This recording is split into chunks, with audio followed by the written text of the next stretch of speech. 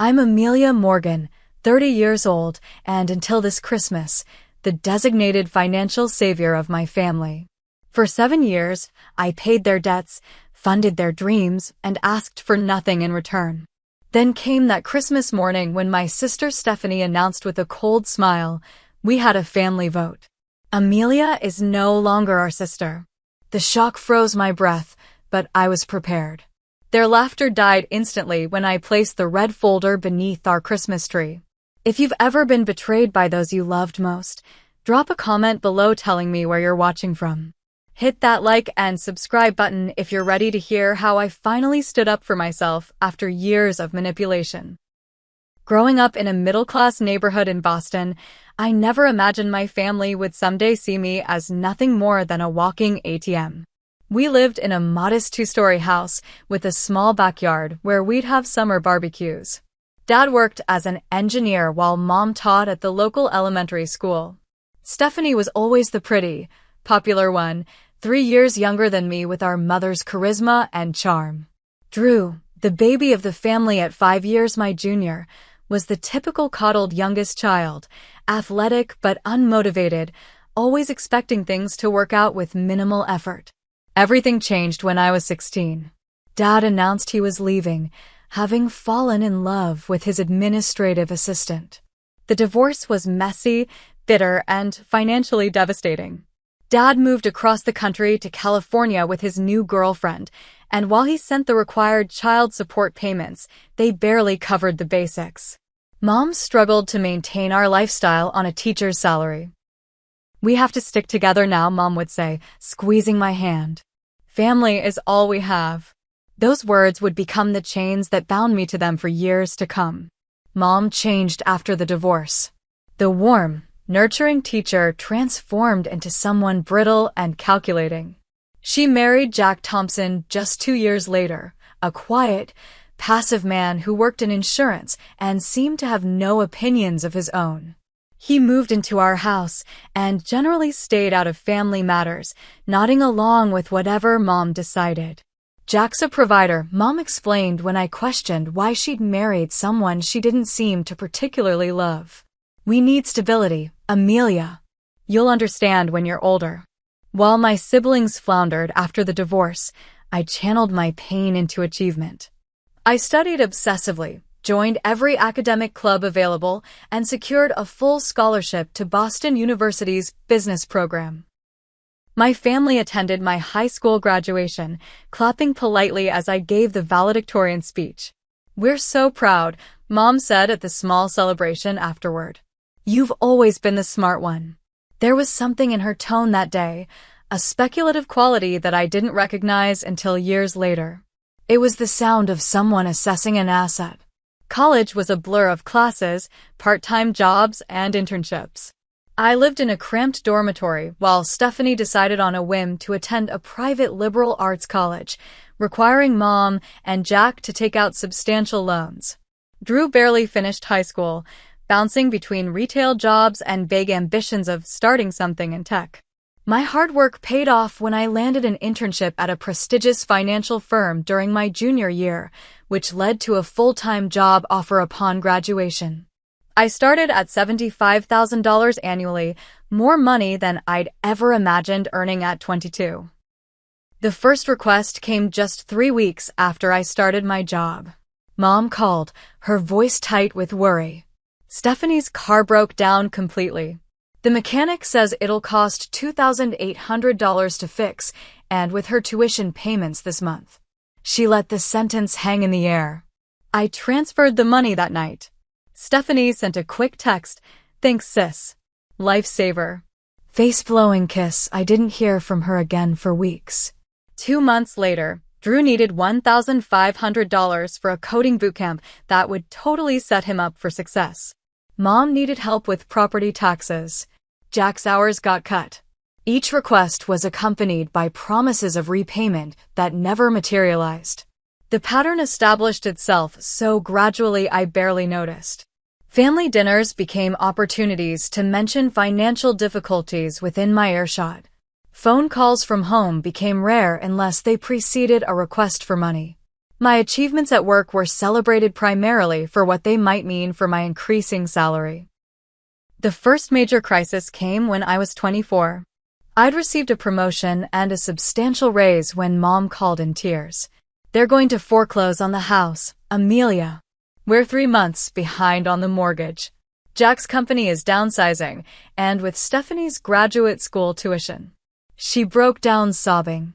I emptied my savings account, $22,000 I'd been setting aside for a down payment on my own place, and transferred it to her. When I visited the following weekend, there was a new living room set and a high-end entertainment system in the house. "We got such incredible deals," Mom explained when she caught me staring. "Once-in-a-lifetime clearance prices." And after all the stress of almost losing our home, we needed something to lift our spirits. That night, I overheard Stephanie talking to her friend on the phone about their upcoming spring break trip to Cancun. "Mom and Jack totally hooked me up," she laughed. "They said with everything I'm going through with grad school stress, I deserved a break." I said nothing. The pattern was set. I was the provider, the safety net, the responsible one who would always be there to fix their problems. And they were the deserving ones, entitled to whatever comforts and luxuries they desired, regardless of financial reality. "Blood is thicker than water," Mom would remind me whenever I hesitated about a financial request. "We're family. We're all we've got." By my 25th birthday, I realized I hadn't taken a vacation in 3 years because every spare dollar went to someone else's emergency. I lived in a small one-bedroom apartment while funding Stephanie's graduate studies and Drew's latest business idea, a social media app that never made it past the planning stage. I was building their dreams while putting mine on indefinite hold. But still, I told myself they were family. And family comes first. As my career advanced, so did my family's financial demands. By 26, I'd been promoted to senior financial analyst with a salary of $98,000, but I had less disposable income than when I'd started as an entry-level employee. The requests had evolved from occasional emergencies to regular expectations. The September after my promotion, Mom called with a familiar tension in her voice. "I've gotten myself into a bit of trouble with the credit cards," she confessed. "I didn't want to worry you, but it's gotten out of hand." "How much, Mom?" I asked, already opening my banking app. $15,000, she whispered.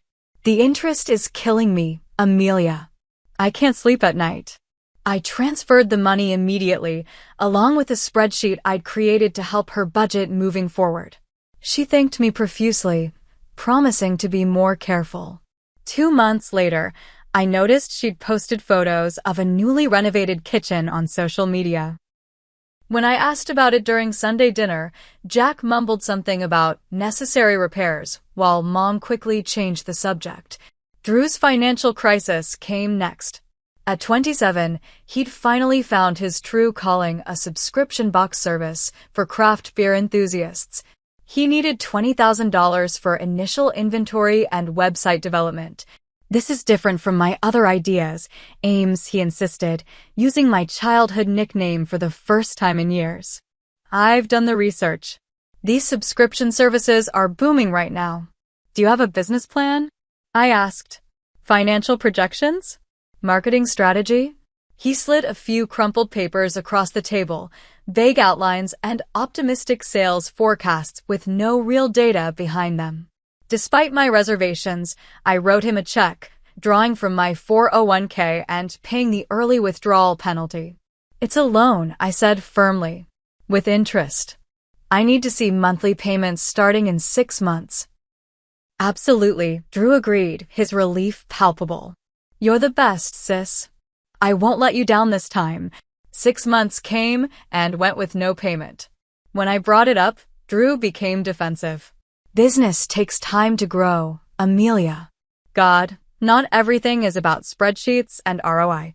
Some of us are trying to build something meaningful." His beer subscription service quietly folded 8 months later. The $20,000 was never mentioned again. Then came Stephanie's wedding. She'd met Gregory, a pharmaceutical sales rep, during her final year of graduate school. After a whirlwind 6-month romance, they were engaged. Stephanie had visions of a fairy tale ceremony at the Langham Hotel in Boston, with no expense spared. "We've already put deposits down on everything," Mom explained when she invited me to lunch. "The venue, the caterer, the band. But Greg's parents can only contribute so much, and with our financial situation." "How much?" I asked, my voice flat. Mom slid an itemized budget across the table. The total at the bottom, $35,000. "I know it's a lot," Mom said quickly, "but this is Stephanie's special day. She's always dreamed of a beautiful wedding." I stared at the list. $10,000 for flowers alone. Custom-designed invitations. A designer dress being flown in from Paris. "What about my special days, Mom?" I asked quietly. "What about my dreams?" Her expression hardened momentarily before softening into practiced concern. "Oh, honey, you'll have your turn. But you've always been so independent, so career-focused. Stephanie needs this. You know how important appearances are to her." I signed the check.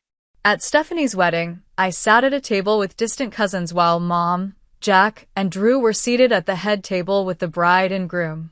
During her speech, Stephanie thanked her parents for making this day possible and her new in-laws for their generous contribution. My name wasn't mentioned. That night, I started the red folder, a simple cardboard file where I documented every loan, every gift, every financial contribution I'd made to my family over the years. Each entry included the date, amount, stated purpose, and any promises of repayment. The total made me physically ill, $127,000 in just 4 years, not including smaller gifts and regular help with monthly expenses. By my 29th birthday, the mortgage payments had become my responsibility too. Jack had been laid off again, though I'd begun to suspect he simply wasn't looking for work very hard. Mom had reduced her teaching hours to part-time, citing stress and fatigue. Drew had moved back home after his failed business venture and contributed nothing to household expenses. Stephanie and Greg bought a beautiful colonial in a prestigious neighborhood, somehow affording a lifestyle that should have been well beyond their means. I attempted to establish boundaries during a family dinner in April. "I need to start prioritizing my own financial future," I explained carefully. "I'm happy to help in emergencies, but I can't continue to be the primary support for everyone." The reaction was immediate and vicious. "After everything we've done for you," Mom said, her voice quivering with manufactured emotion. "I raised you alone after your father abandoned us. I sacrificed everything so you could succeed. We're family," Drew added. "You don't turn your back on family. It's not like you have other expenses," Stephanie pointed out with casual cruelty. "No husband, no kids, not even a pet. What else would you spend your money on?" I left that night with a migraine and another withdrawal from my account. $3,000 for property taxes they'd forgotten were due. The red folder grew thicker. 3 months later, I received another promotion. Senior investment advisor with a salary of $135,000 plus performance bonuses. I told no one in my family, but somehow they knew. The requests increased in frequency and amount. The red folder documented it all. The money I'd planned to use for a down payment on a modest condo diverted to bail Drew out of credit card debt. The European vacation I'd been saving for since college canceled to pay for Mom and Jack's roof repair. The professional development courses I wanted to take postponed indefinitely because Stephanie needed help with medical bills after her cosmetic surgery.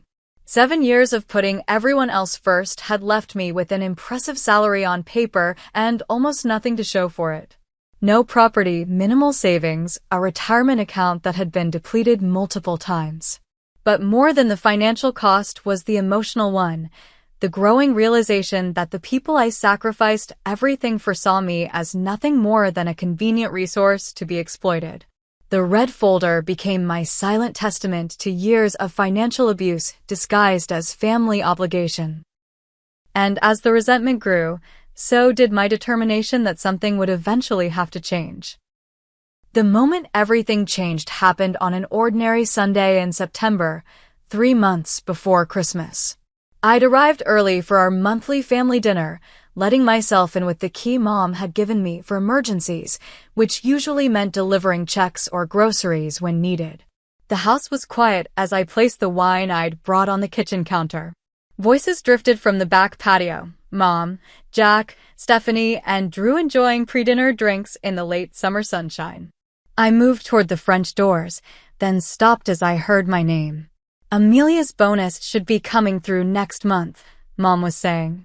I was thinking we could finally get that vacation property up in Vermont. The one with the lake view. God, she's such an easy mark, Stephanie laughed, the ice cubes clinking in her glass. All you have to do is mention family emergency, and she whips out her checkbook. Remember when she actually made me sign a payment plan for the business loan? Drew chuckled. Like I was ever going to pay that back. What planet is she living on? She's lonely, Mom said matter-of-factly. No social life, no relationship. We're all she has. Of course she'll keep supporting us. It's almost sad, Stephanie added. All that money, and what does she do with it? Lives in that depressing apartment, wears the same boring clothes year after year. To Amelia, Jack said, raising his glass. The gift that keeps on giving. Their laughter floated through the air as I stood frozen, my hand still on the door frame. Something crystallized in that moment, a perfect clarity about what my family truly thought of me. I'd been suspecting it for years, but hearing it stated so baldly, with such casual cruelty, shattered any remaining illusions. I slipped out the front door without announcing myself and sat in my car, hands shaking on the steering wheel. 10 minutes later, I texted Mom that I had a migraine and wouldn't make it to dinner. She responded with a concerned message about taking care of myself and a reminder that Jack needed dental work they couldn't afford. That night, I couldn't sleep. The conversation replayed in my mind on an endless loop. By morning, my hurt had hardened into resolve. I called in sick to work and spent the day researching financial abuse and family estrangement. The stories I read mirrored my own with eerie similarity. The gradual escalation, the emotional manipulation, the shame and isolation. By the end of the week, I had an appointment with both a therapist specializing in family trauma and a lawyer who handled financial recovery cases. The therapist, Dr. Meredith Simmons, listened to my story without judgment. What you're describing is financial exploitation, she said gently. It's a form of abuse, Amelia. The fact that it's family doesn't make it acceptable. The lawyer, Barbara Watkins, was more blunt. You've been functioning as an unauthorized personal bank, she said, reviewing my red folder documentation. These weren't gifts. They were loans obtained under false pretenses with implied promises of repayment. Can I actually recover any of it? I asked. Some, she nodded. Especially the larger amounts where you have documentation. The business loan to your brother, for instance. The wedding funds that were presented as a loan. The mortgage payments you've been making. What about the emotional cost? I asked quietly. Barbara's expression softened. That's harder to quantify legally, but establishing boundaries now will prevent further damage. With professional guidance, I developed a plan. First, I hired a private investigator to document exactly how my financial contributions had been used. The results were worse than I'd imagined. The PI's report revealed that Mom had a gambling problem, regularly visiting Mohegan Sun Casino and losing thousands. The medical emergency money I'd provided last year had funded her 3-day gambling binge. The roof repair I'd paid for had never happened. The money had disappeared into slot machines. Drew had used my business investment to buy a nearly new BMW, which he kept stored at a friend's house to prevent me from seeing it. He'd never even registered the beer subscription business with the state. Most shocking was what Stephanie had done. The medical bills I'd helped with weren't for necessary procedures, but elective cosmetic surgery. Additionally, she and Greg had purchased a vacation property in Maine last year, exactly when they'd told me they were struggling to make mortgage payments on their primary residence. The down payment amount matched precisely what I'd loaned them for their supposed financial emergency. Armed with this information and guided by my legal counsel, I spent October and November preparing. I documented everything in the red folder. Bank transfers, text messages promising repayment, emails detailing the supposed emergencies. I had the PI photographs showing the real use of the money. I gathered legal documents establishing my right to recovery. Most painfully, I made the decision that would change everything. I would confront my family all at once on Christmas Day when we would all be together. The timing wasn't about vengeance, but practicality. It was the one day I could guarantee everyone's presence without arousing suspicion. As Christmas approached, my family's behavior followed the usual pattern. Mom called with hints about financial struggles during the holiday season. Drew mentioned needing a little help with a new business idea. Stephanie complained about the cost of hosting Christmas dinner at her house. I responded with non-committal sympathy but no offers of money. Their messages became increasingly direct, then desperate, then cold when no funds were forthcoming. 3 days before Christmas, Stephanie called to announce that we've decided Christmas would be at Mom's house instead of hers, and I should bring the ham and wine. I agreed without argument. What they didn't know was that I'd already purchased thoughtful gifts for everyone, the last I would ever give them. I'd written individual letters explaining my feelings and my decision. And I'd prepared the red folder with all its damning contents, ready to be revealed when the moment came. On Christmas Eve, I barely slept. The weight of what I was about to do, confronting the only family I had, potentially losing them forever, pressed on my chest like a physical burden. But underneath the anxiety was a steel thread of determination. 7 years of exploitation was enough. Whatever happened tomorrow, the pattern would end. Christmas morning dawned bright and cold, sunlight glinting off fresh snow. I dressed carefully in a crimson sweater and charcoal slacks, professional but festive. The carefully wrapped presents filled a shopping bag. The ham and 2 bottles of expensive wine went into another.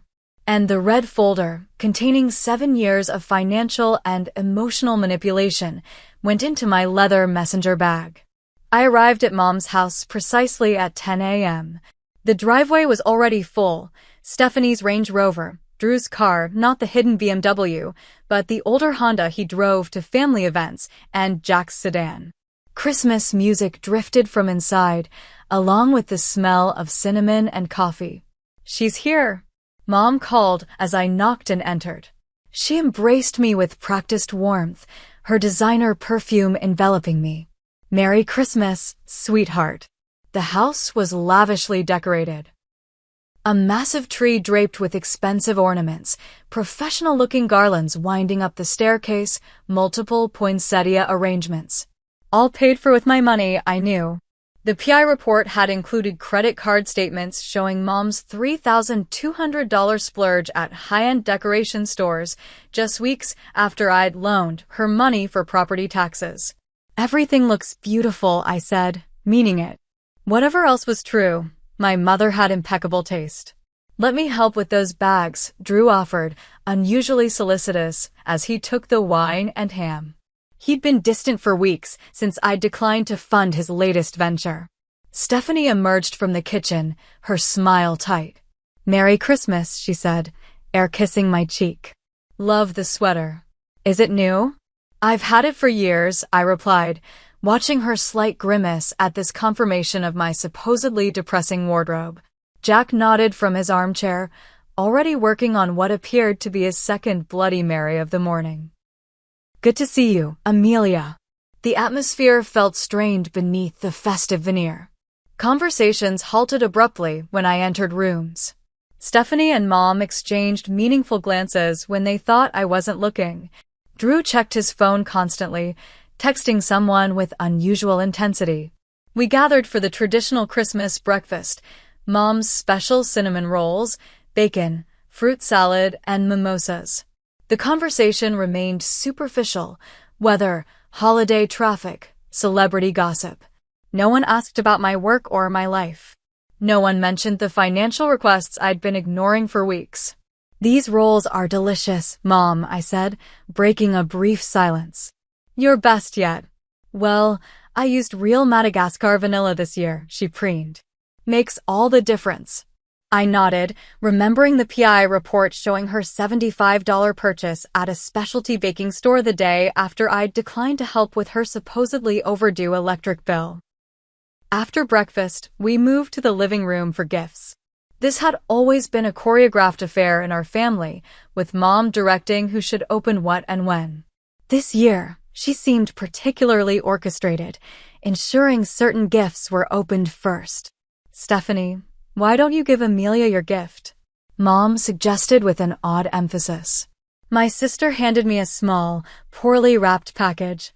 Inside was a coffee mug that read "World's Okayest Sister." Not even a new mug. I could see a faint coffee stain inside. "Cute," I said, setting it aside. Drew gave me a $25 gift card to a bookstore. Mom and Jack's gift was a scarf I recognized from Mom's own closet, still carrying traces of her perfume. When it was my turn, I distributed my carefully chosen gifts. For Drew, a premium leather portfolio embossed with his name, a nod to his frequent claims of entrepreneurial ambitions. For Stephanie, a pair of sapphire earrings that matched her wedding jewelry. For Mom and Jack, a weekend getaway package to a luxury resort they'd mentioned wanting to visit. Their reactions were telling. Surprise, certainly, but also discomfort. No one commented on the thoughtfulness or the obvious expense. Stephanie barely glanced at the earrings before setting them aside. Drew fidgeted with the portfolio, avoiding my eyes. "Well," Mom said after an awkward pause. "That was certainly generous. Especially considering." She glanced at Stephanie, who straightened in her seat.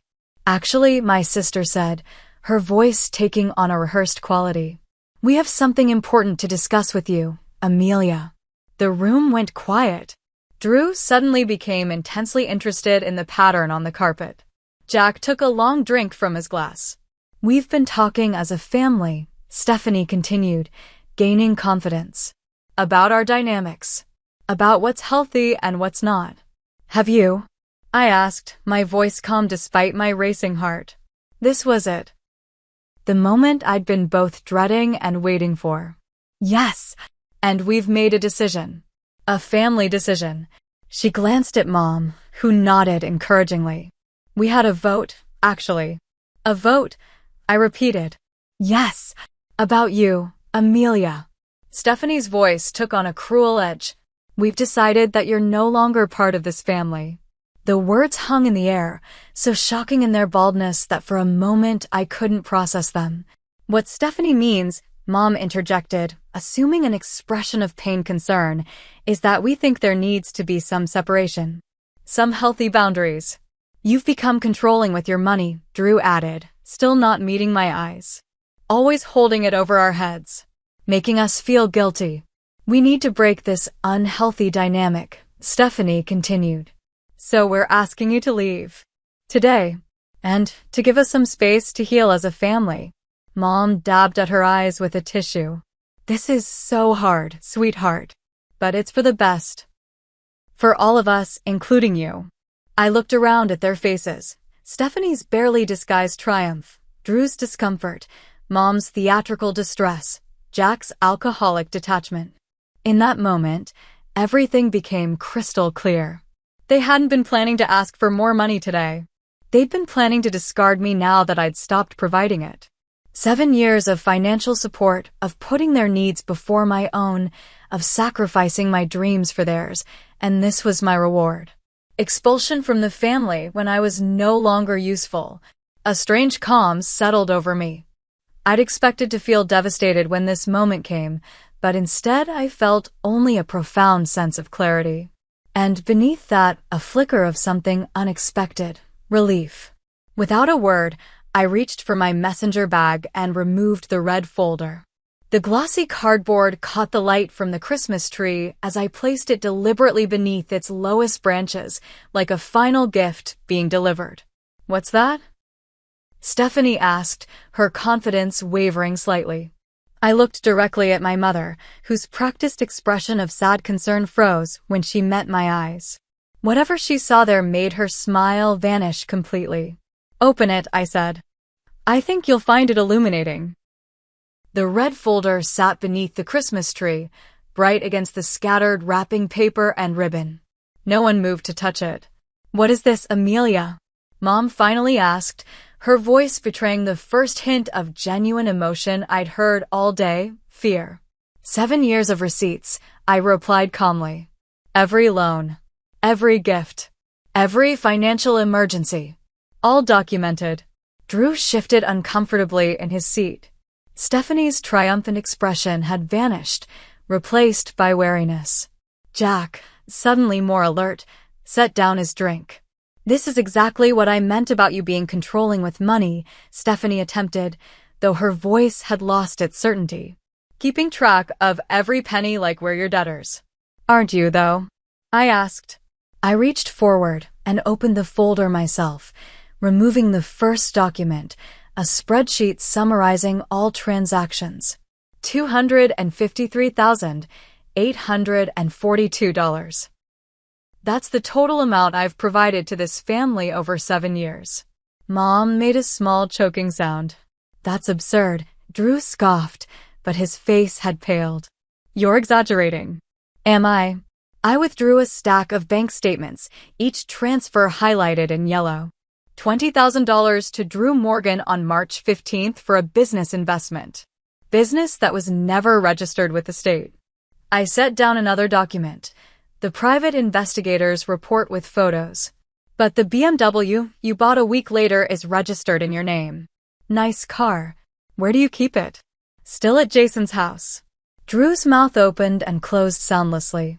I turned to Stephanie. $35,000 for your dream wedding. $15,000 for medical emergencies that turned out to be elective cosmetic procedures. I placed photos on the coffee table, snapshots of her vacation property in Maine. "This lovely cabin was purchased last June, exactly 3 days after you told me you might lose your house if I didn't help with the mortgage." Stephanie's face flushed dark red. "You had us investigated? That's insane. That's stalking." "No, Stephanie. That's due diligence. Something I should have practiced years ago." I turned to my mother. "The gambling problem was a surprise, Mom. Mohegan's son must love you. Especially the high-stakes slots." Mom's hand flew to her throat.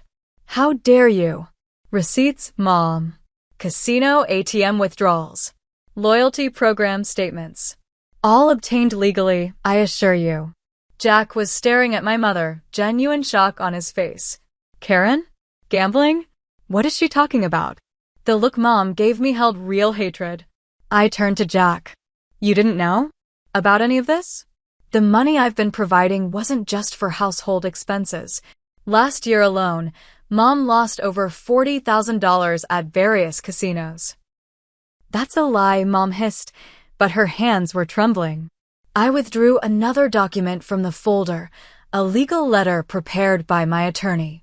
This outlines the terms for repayment. I've been quite generous with the interest rates and timeline. My lawyer recommended pursuing criminal charges for fraud in some instances, but I've declined that option. "For now." "Lawyer," Drew croaked. "Barbara Watkins. She specializes in financial recovery and family law. She finds my case quite compelling." Stephanie had moved from shock to fury.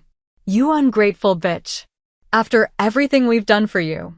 "What exactly have you done for me, Stephanie?" I asked quietly. "Please enlighten me. What have any of you done except take and take and take?" "We're family," Mom snapped, falling back on her most reliable manipulation. "Yes, you made that clear today when you voted me out of it." I reached into the folder again and removed a small digital recorder. "This might interest you." A recording from September 12th of this year. I arrived early for Sunday dinner. I pressed play. Their voices filled the room. God, she's such an easy mark. All you have to do is mention family emergency, and she whips out her checkbook. Remember when she actually made me sign a payment plan for the business loan? Like I was ever going to pay that back. What planet is she living on? She's lonely. No social life, no relationship. We're all she has. Of course she'll keep supporting us.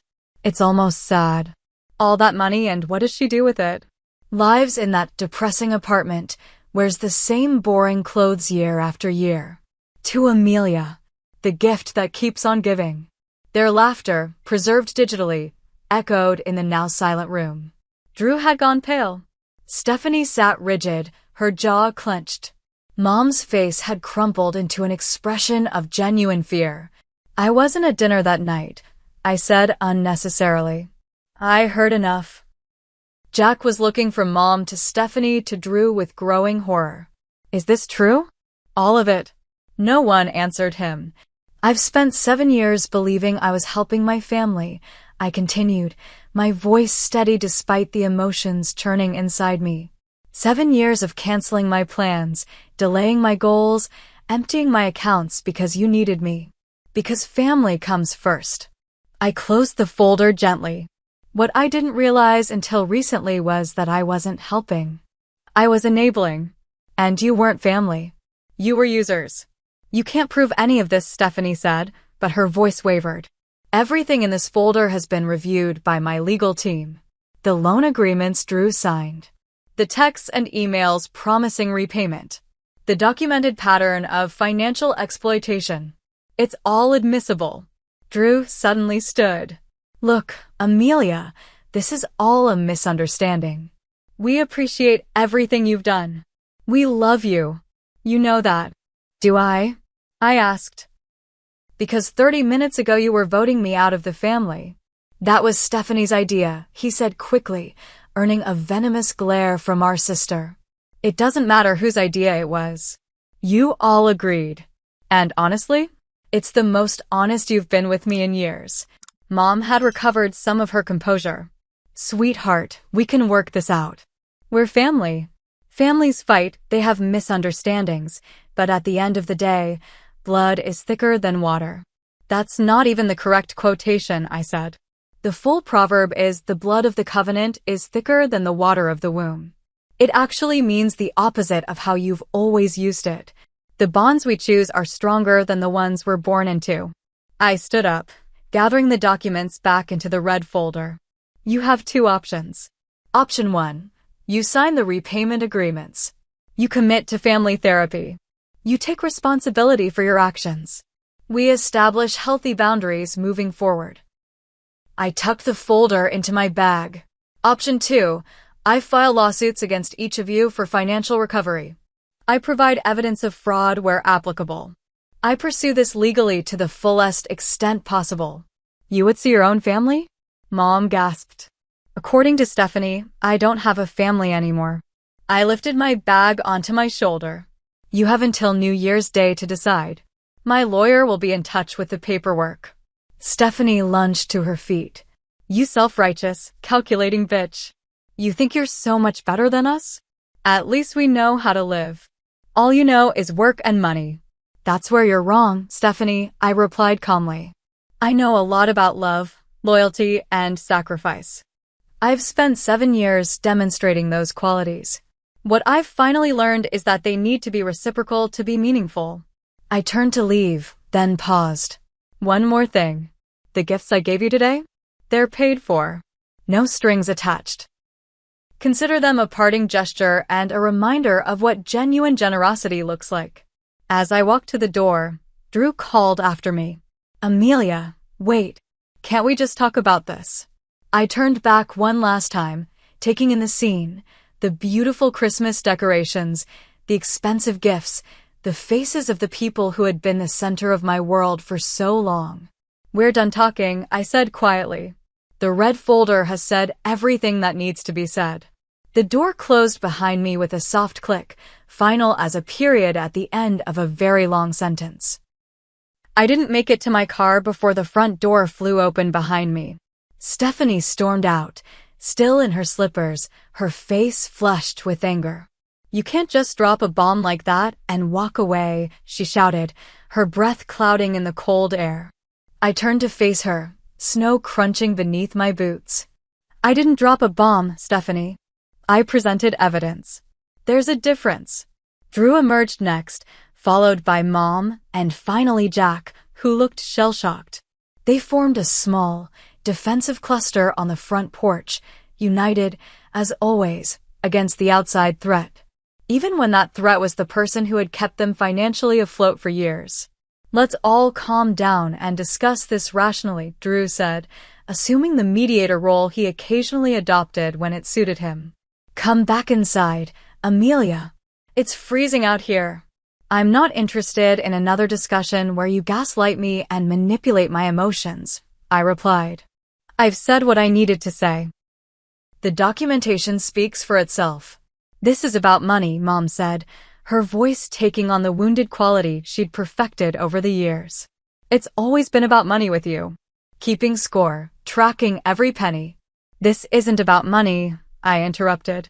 It's about respect, appreciation, honesty. Things that have been noticeably absent from our relationship. So you're willing to destroy your family over some misunderstandings? Stephanie demanded. You destroyed this family, I said quietly. Each time you took advantage. Each time you lied about needing help. Each time you discussed me with contempt while spending my money. And finally, today, when you explicitly stated I was no longer part of the family.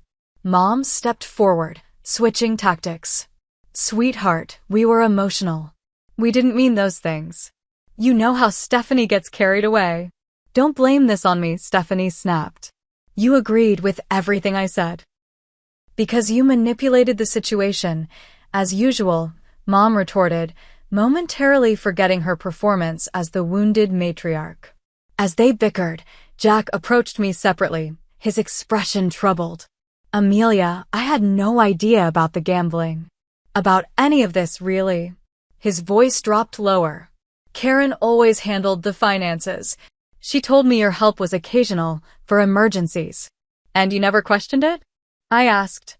The renovations, the vacations, the new furniture, all on a teacher's pension and your sporadic employment? He looked genuinely ashamed. I didn't want to know, I guess. It was easier not to ask questions. Willful ignorance is still a choice, Jack. Our conversation was interrupted by Drew, who had broken away from Mom and Stephanie's escalating argument.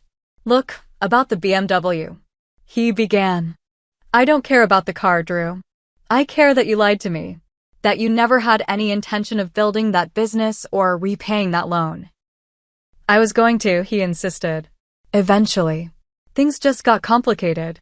Things got comfortable, I corrected him. It was easier to take than to earn. He flinched as if I'd slapped him. That's not fair, isn't it? When was the last time you held a job for more than 3 months? When have you ever followed through on anything? Not everyone can be perfect like you, he muttered, falling back on the familiar accusation. I'm not perfect. I'm responsible. There's a difference. Our conversation was cut short by Stephanie's raised voice. This is ridiculous. She can't actually sue us. We're family. According to my lawyer, I have an excellent case, I called over to her. Particularly given the recorded conversations and documented pattern of deception. Mom finally broke down, her carefully constructed facade crumbling. I have a problem, she admitted, tears streaming down her face. The gambling. It started after the divorce. Just small amounts at first. It made me feel something besides failure and abandonment. Mom. Stephanie began, but Mom waved her off. No, it's time for the truth. I've been lying to all of you. The money Amelia gave us, a lot of it went to the casinos. I kept thinking I'd win it back, pay her back, fix everything. She looked at me, genuine remorse in her eyes for the first time. I never meant for it to go this far. But you let it, I said, not unkindly. You had countless opportunities to ask for real help, to be honest about what was happening. I was ashamed, she whispered. And then it just became easier to keep taking. To pretend everything was fine.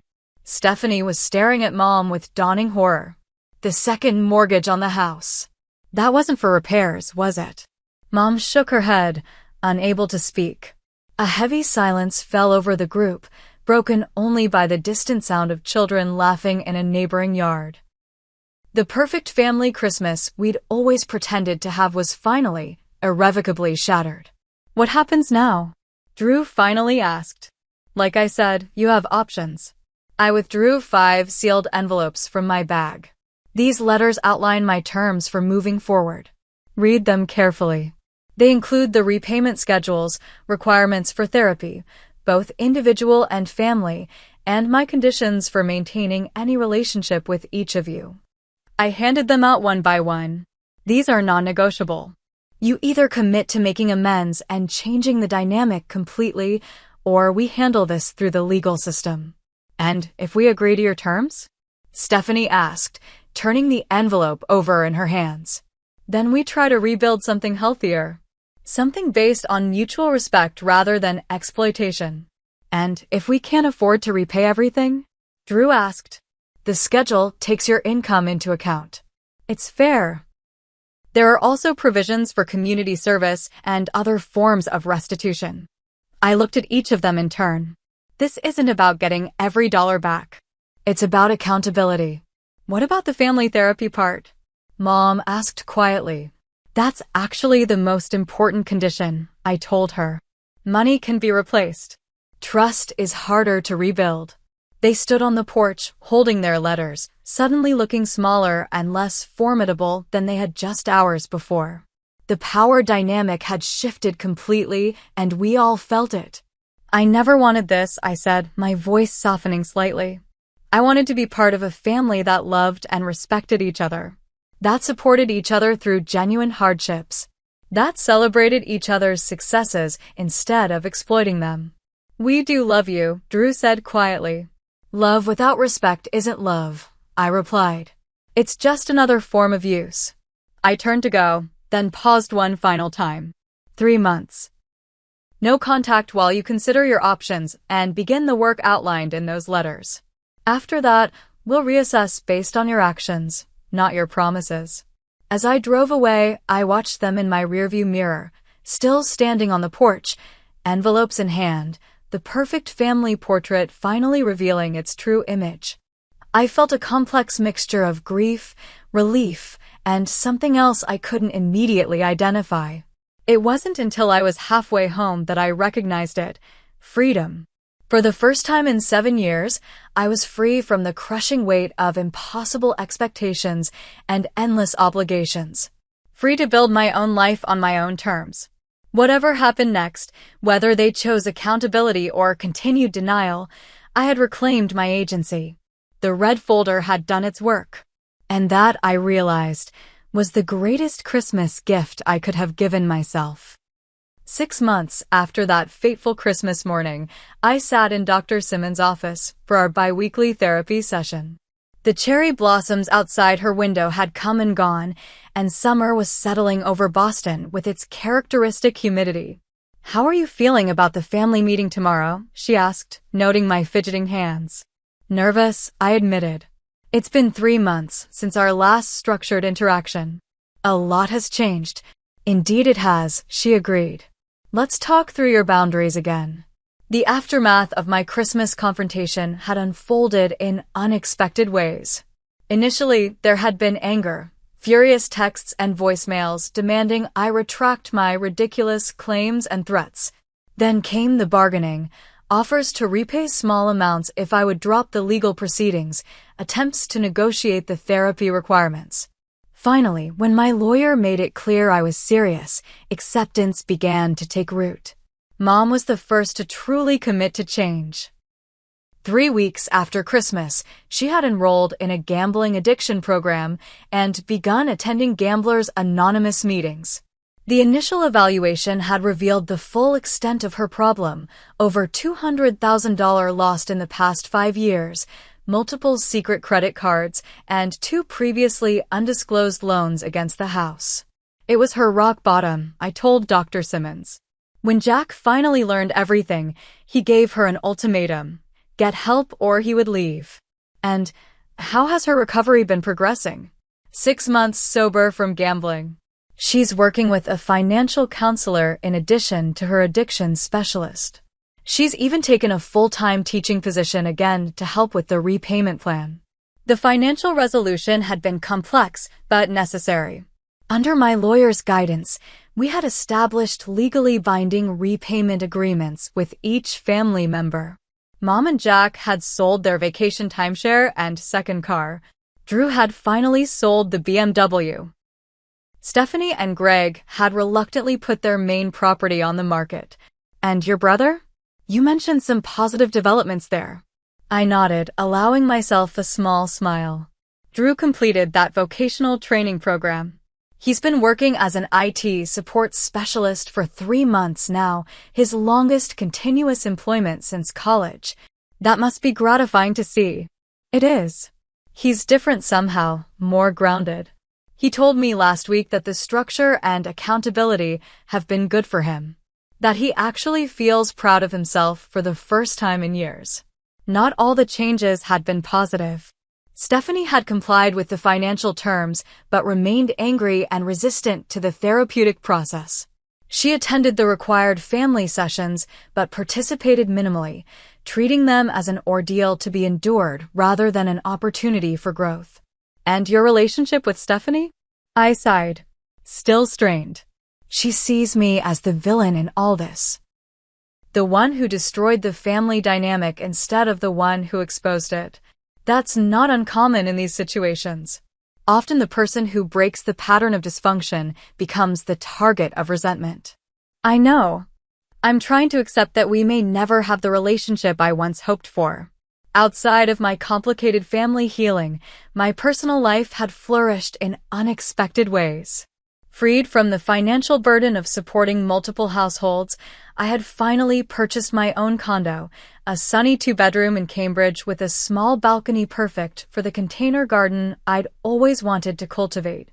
I joined a book club and a hiking group, building friendships with people who expected nothing from me but my company and conversation. I'd even begun dating Michael, a kind and thoughtful architect I'd met at a fundraiser for the financial literacy program where I'd started volunteering. You've created quite a life for yourself these past 6 months, Dr. Simmons observed. It feels like my life, I replied. For the first time, it actually feels like mine.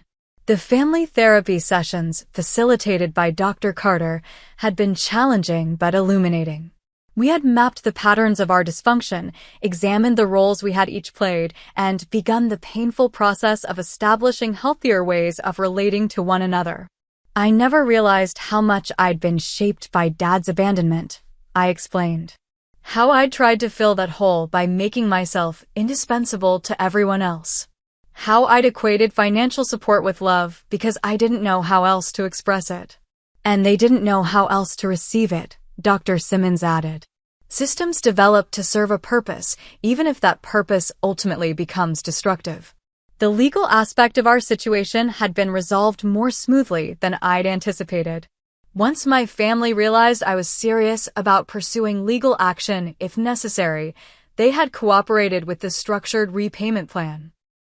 Monthly payments came consistently, if not always cheerfully. The total amount would never equal what I'd given over the years, but the acknowledgement of the debt was, in many ways, more important than the money itself. Tomorrow's meeting will be different, I said, thinking aloud. It's the first time we'll be gathering informally since Christmas. No lawyers, no therapists, just family having dinner together. And you've established clear boundaries for the interaction? Yes. Neutral location, a restaurant downtown. Tower time limit. No discussion of financial matters outside the established agreements. Everyone is responsible for their own transportation and expenses. Dr. Simmons nodded approvingly. And your internal boundaries? What will you do if old patterns begin to emerge? I'll name the behavior directly. If it continues, I'll excuse myself. I took a deep breath. And I remember that their behavior reflects on them, not on me. That I'm not responsible for fixing their problems or managing their emotions. Excellent. You've come so far, Amelia. Indeed, The journey of the past 6 months had transformed me in ways I was still discovering. I had learned to prioritize my own well-being without guilt, to recognize manipulation in its many subtle forms, to understand that true generosity came from choice, not obligation. Most importantly, I had expanded my definition of family. My closest support now included friends who celebrated my successes without envy, who offered help without keeping score, who loved me for who I was rather than what I could provide. That evening, I met my friend Tara for coffee. We had connected through the financial abuse support group I joined in January, both of us navigating the complicated terrain of family estrangement and reconciliation. Nervous about tomorrow, she asked as we claimed a corner table at our favorite cafe. Terrified, I admitted. What if it all falls apart again? What if they haven't really changed? Then you'll handle it, she said simply. The difference is, now you know you can walk away if you need to. You're not trapped anymore. Her words stayed with me as I prepared for bed that night. The red folder that had once contained all my documentation now held something different. Journal entries chronicling my healing journey, positive affirmations for difficult days, photos of my new life, and the people who enriched it. I ran my fingers over the glossy cardboard, remembering how it had felt to place it beneath the Christmas tree 6 months ago. The folder had served its purpose, transforming from an archive of exploitation to a testament of growth. My first Christmas after the confrontation would look very different from any holiday I'd known before. Whether tomorrow's dinner led to deeper healing or confirmed that some distances couldn't be bridged, I would celebrate the season on my own terms. Perhaps with Michael and the friends who had become my chosen family. Perhaps in the peaceful solitude of my new home. Perhaps even with some members of my biological family if our healing continued. The path forward remained uncertain, but for the first time in my adult life, that uncertainty felt like freedom rather than fear. I had learned that standing up for myself wasn't selfish, but necessary. That boundaries weren't walls, but vital definitions of where I ended and others began. That love without respect was just another form of use. Most importantly, I had discovered that the greatest gift I could give myself was the courage to reveal the truth, whatever the consequences.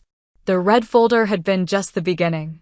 The real story was what happened after, the painful, beautiful process of rebuilding a life based on authenticity rather than obligation.